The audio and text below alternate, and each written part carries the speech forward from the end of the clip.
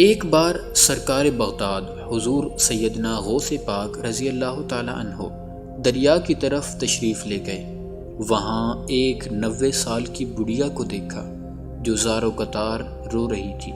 ایک مرید نے بارگاہ غوثیت میں عرض کیا، مرشدی، اس ضعیفہ کا اکلوتا خوبرو بیٹا تھا، بیچاری نے اس کی شادی رچائی، دولہا نکاح کر کے دلہن کو اسی دریا میں کشتی کے ذریعے اپنے گھر لا رہا تھا کہ کشتی الٹ گئی اور دولہا دلہن سمیت ساری بارات ڈوب گئی۔ اس واقعے کو آج 12 سال گزر چکے ہیں، مگر ماں کا جگر ہے، بیچاری کا غم جاتا نہیں ہے۔ یہ روزانہ یہاں دریا پر آتی ہے اور بارات کو نہ پا کر رو دھو کر چلی جاتی ہے۔ حضور غوث پاک رضی اللہ تعالی عنہ کو اس ضعیفہ پر بڑا ترس آیا۔ آپ رضی اللہ تعالیٰ عنہ نے اللہ عز و جل کی بارگاہ میں ہاتھ اٹھا دیے۔ چند منٹ تک کچھ ظہور نہ ہوا۔ بے تاب ہو کر بارگاہ الہی میں عرض کی، یا اللہ، اس قدر تاخیر کی کیا وجہ ہے؟ ارشاد ہوا، اے میرے پیارے، یہ تاخیر خلاف تقدیر نہیں ہے۔ ہم چاہتے تو ایک حکم کن سے تمام زمین و آسمان پیدا کر دیتے، مگر بمقتضائے حکمت 6 دن میں پیدا کیے۔ بارات کو ڈوبے ہوئے 12 سال ہو چکے ہیں، اب نہ وہ کشتی باقی رہی ہے، نہ ہی اس کی کوئی سواری۔ تمام انسانوں کا گوشت وغیرہ بھی دریائی جانور کھا چکے ہیں۔ ریزہ ریزہ کو اجزائے جسم میں اکٹھا کروا کر دوبارہ زندگی کے مرحلے میں داخل کر دیا ہے، اب ان کی آمد کا وقت ہے۔ ابھی یہ کلام اختتام کو بھی نہ پہنچا تھا کہ یکایک وہ کشتی اپنے تمام تر ساز و سامان کے ساتھ بما دولہا اور دلہن و باراتی پانی کی سطح پر نمودار ہوئی اور چند ہی لمحوں میں کنارے تک پہنچ گئی۔ تمام باراتی سرکار بغداد رضی اللہ تعالی عنہ سے دعائیں لے کر خوشی خوشی اپنے گھر پہنچے۔ اس کرامت کو سن کر بے شمار کفار نے آ کر سیدنا غوث العظم رضی اللہ تعالی عنہ کے دست حق پرست پر اسلام قبول کیا۔ وہ وقت بھی آیا جب اللہ نے آپ کو وہ بلند مقام عطا فرمایا کہ حضرت غوث پاک رضی اللہ تعالی عنہ نے ایک مجلس میں عراق کے اکثر مشائخ کرام اور سب حضرات کے سامنے واعظ و نصیحت فرماتے ہوئے ارشاد فرمایا، قدمی ھذہ علی رقبۃ کل ولی اللہ، میرا یہ قدم ہر ولی اللہ کی گردن پر ہے۔ یہ سن کر حضرت سیدنا شیخ علی بن الہیتی رحمۃ اللہ علیہ اٹھے اور منبر شریف کے پاس جا کر آپ رحمۃ اللہ علیہ کا قدم مبارک اپنی گردن پر رکھ لیا۔ بعد میں تمام حاضرین نے اپنی گردنیں جھکائیں۔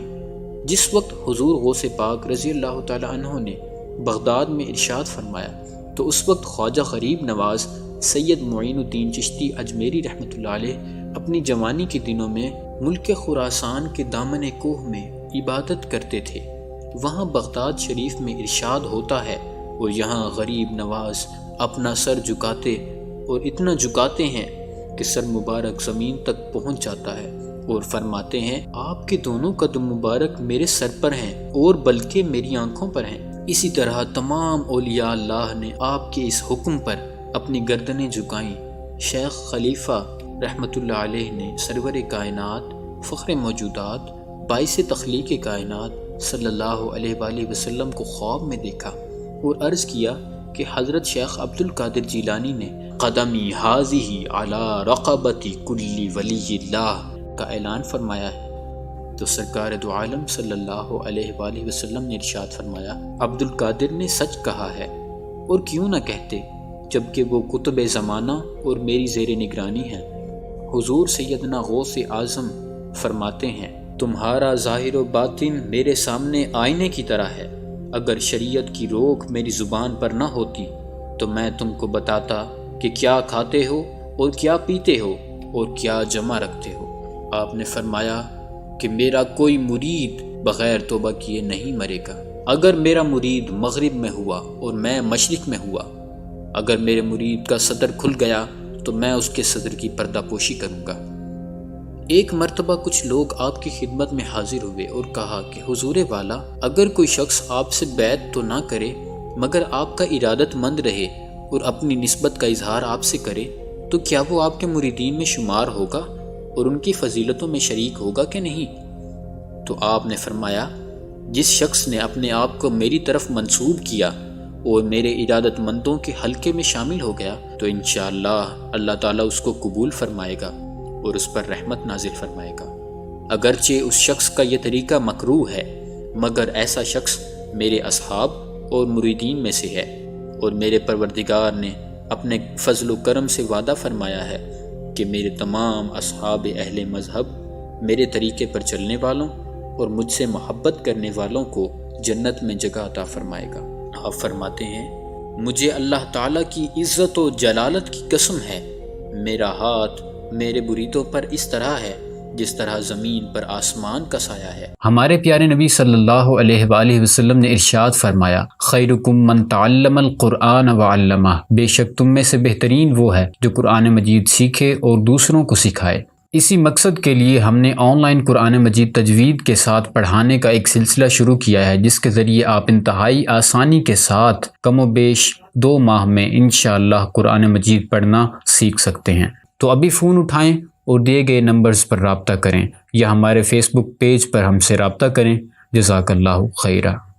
اگر میرے مرید عالی مرتبہ نہیں ہیں تو کیا ہوا، میں تو اللہ کی کرم سے اس کی بارگاہ میں عالی مرتبہ ہوں۔ اے میرے مرید خوش رہ اور بے باک ہاتھ بحکم رب العالمین، جو چاہے تو کر گزر کہ میرا نام جو بڑا ہے تیرے پاس ہے۔ اے میرے مرید تو مت ڈر، اللہ کریم میرا رب ہے، اس نے مجھے رفعت و بلندی عطا فرمائی ہے اور میں اپنی امیدوں کو پہنچا ہوں۔ خدا تعالیٰ کے تمام شہر اور ملک میری نگاہ میں رائی کے دانے کی طرح ہے اور میرے حکم اتصال میں ہے۔ اللہ تعالیٰ نے مجھے جملہ اقطاب کا مختار بنایا ہے، پس میرا حکم ہر حال میں جاری ہے۔ کوئی مہینہ اور سال ایسا نہیں جو اپنے ظہور سے پہلے میرے پاس نہ آئے۔ سورج روزانہ طلوع ہوتے وقت مجھے سلام عرض کرتا ہے اور ہر نیا سال جب آتا ہے تو مجھے سلام عرض کرتا ہے۔ جو کچھ اس سال بھر میں وقوع پذیر ہونا ہوتا ہے اس کی مجھے خبر دیتا ہے، اور ہر ہفتہ جب شروع ہوتا ہے تو مجھ پر سلام عرض کرتا ہے، اور جو کچھ ہفتہ بھر میں ہونا ہوتا ہے اس کی مجھے خبر دیتا ہے، اور ہر دن مجھے سلام کرتا ہے، اور دن بھر میں جو کچھ ہونا ہوتا ہے اس کی مجھے خبر دیتا ہے۔ مجھے اپنے رب جلیل کی عزت و عظمت کی قسم میرے سامنے نیک بخت اور بدبخت لوگ پیش کیے جاتے ہیں۔ میری نظر لوح محفوظ پر ہوتی ہے، میں اللہ تعالیٰ کے علوم اور مشاہدات کے سمندروں میں تیرنے والا ہوں۔ میں زمین میں تم پر اللہ تعالیٰ کی حجت ہوں، رسول پاک صلی اللہ علیہ وآلہ وسلم کا نائب ہوں اور زمین پر ان کا وارث ہوں۔ قیامت تک میرے مریدوں، محبوں اور دوستوں میں سے جو کوئی ٹھوکر کھائے گا میں اس کا ہاتھ پکڑ کر اس کو سہارا دوں گا۔ مجھے اپنے رب کی عزت و جلال کی قسم میرے قدم میرے رب کے سامنے برابر رکے رہیں گے یہاں تک کہ میں اور میرے مرید جنت میں نہ چلے جائیں۔ حضرت محبوب سبحانی غوث سمدانی شہباز لامکانی قدس اللہ سرہ النورانی، توحید خالص، اطاعت رسول مقبول صلی اللہ علیہ وآلہ وسلم، اقامت دین مبین اور احیاء اسلام کے عظیم علمبردار تھے۔ حضرت کے ابتدائی دور میں طرح طرح کے فتنوں کا سیلاب تھا۔ اگر ایک طرف فسق و فجور، بدعات اور منکرات کا زور تھا تو دوسری طرف اعتزال الحاد اور زندقہ کا بازار گرم تھا، لیکن آپ نے ان سب کا مقابلہ کرتے ہوئے عمر بھر مخلوق خدا کو شریعت مطہرہ کی تعلیم سے روشناس کرایا۔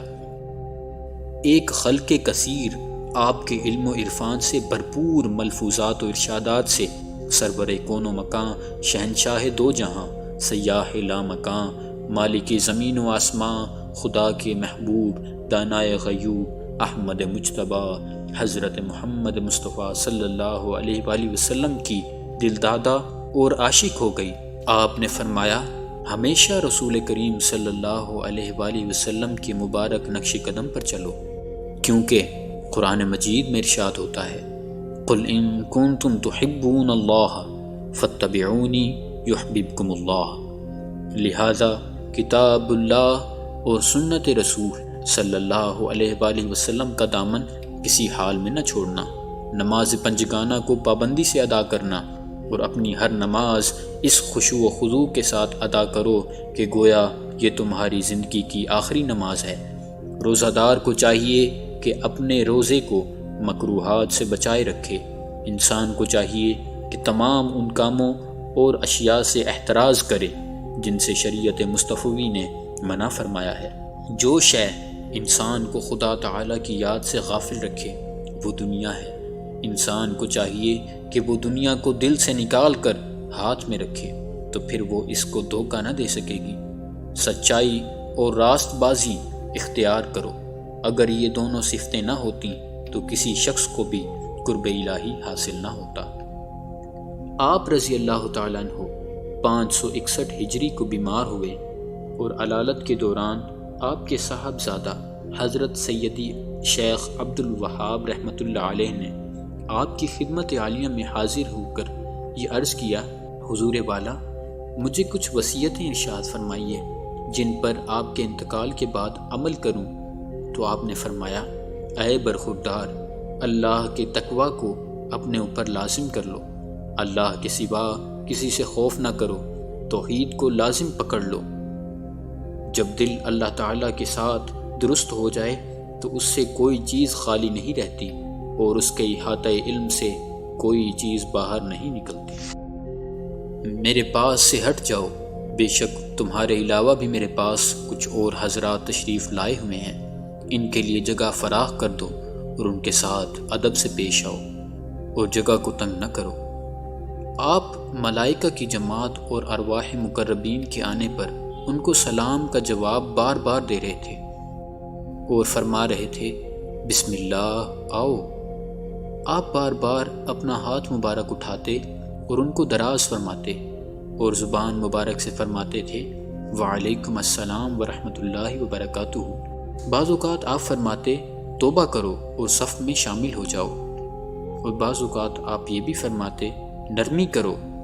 اس کے بعد آپ کے پاس حق آیا اور موت کے آثار شروع ہو گئے اور زبان مبارک پر یہ الفاظ جاری ہو گئے، میں مدد چاہتا ہوں لا الہ الا اللہ محمد الرسول اللہ کے ساتھ، جو پاک اور برتر ہے اور ایسا زندہ ہے جسے موت کا خوف نہیں۔ پاک ہے وہ جو قدرت کے ساتھ سب پر غالب ہے اور بندوں کو موت کے ساتھ مجبور کرتا ہے۔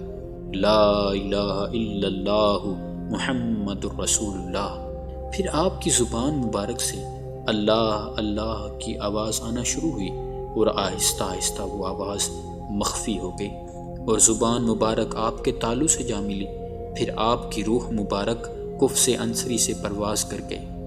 آپ کی اولاد کثرت تعداد میں تھی، جن میں سے زیادہ مشہور یہ ہیں: سیدنا شیخ عبد الوہاب، سیدنا شیخ عیسیٰ، سیدنا شیخ عبد العزیز، سیدنا شیخ عبد الجبار، سیدنا شیخ عبد الرزاق، سیدنا شیخ محمد، سیدنا شیخ عبداللہ، سیدنا شیخ یحییٰ، سیدنا شیخ موسیٰ، سیدنا شیخ ابراہیم۔